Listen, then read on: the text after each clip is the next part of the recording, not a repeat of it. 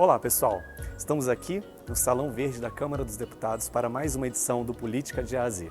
Nosso programa de hoje é sobre o Poder Legislativo. Como mostramos no vídeo anterior sobre os 3 poderes, cabe a ele elaborar as leis e fiscalizar o Poder Executivo. No Brasil, este poder é bicameral, ou seja, dividido entre 2 casas, a Câmara e o Senado.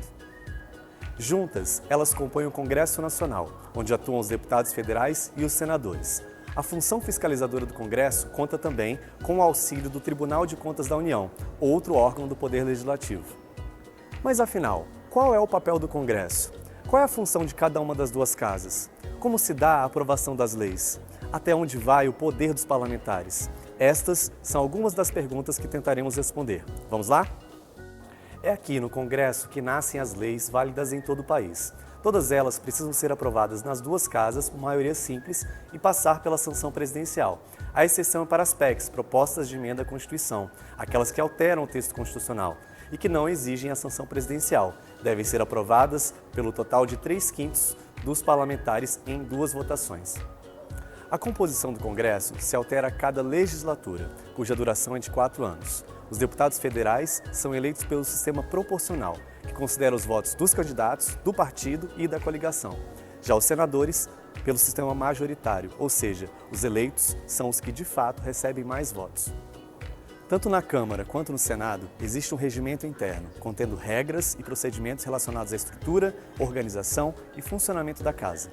Cada um também possui a sua mesa diretora, responsável por dirigir os trabalhos legislativos.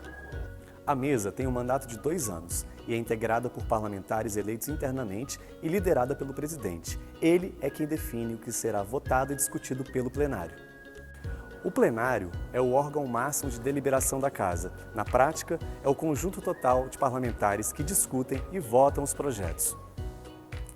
Via de regra, os projetos de lei, antes de serem apreciados pelo plenário, devem ser analisados e votados nas comissões. Por exemplo, é na Comissão de Educação que são debatidos os assuntos e leis relacionados ao contexto educacional, na Comissão de Cultura, os temas relacionados à cultura, e assim por diante. Cada casa também possui o seu Conselho de Ética e Decoro Parlamentar. Este órgão é encarregado de aplicar as penalidades aos casos de quebra do decoro, que é o comportamento esperado de um deputado ou senador conforme o regimento interno. Por fim, vamos falar de alguns aspectos específicos de cada casa. A Câmara dos Deputados é também chamada de Casa do Povo, justamente por representar diretamente a população. Os 513 deputados federais têm um mandato de 4 anos, podendo ser reeleitos sem limite de vezes, e a idade mínima para o cargo é de 21 anos. Eles têm a função de legislar sobre os assuntos de interesse nacional e a de fiscalizar a aplicação do dinheiro público. Entre as atribuições exclusivas da Casa está a responsabilidade de iniciar um processo contra o presidente e o vice-presidente da República quando houver crime de responsabilidade, a exemplo do impeachment. O Senado Federal, também chamado de Casa Revisora, representa os estados e o Distrito Federal. Além de analisar e votar os projetos que vêm da Câmara dos Deputados, cabe ao Senado processar e julgar o presidente, o vice-presidente, os ministros de Estado e dos tribunais superiores. Os senadores também aprovam a escolha de magistrados, ministros do Tribunal de Contas da União, de presidentes e diretores do Banco Central, do Procurador-Geral da República e de embaixadores brasileiros. Os 81 senadores têm mandato de 8 anos. A cada 4 anos, renovamos 1/3 ou 2/3 do Senado. Por exemplo, em 2014, votamos em 1 senador apenas. Em 2018, votaremos em 2. A idade mínima para o cargo de senador é de 35 anos. Por isso, dizemos que o Senado é uma casa de senhores e senhoras. A própria palavra Senado tem origem no termo senex, que em latim quer dizer velho.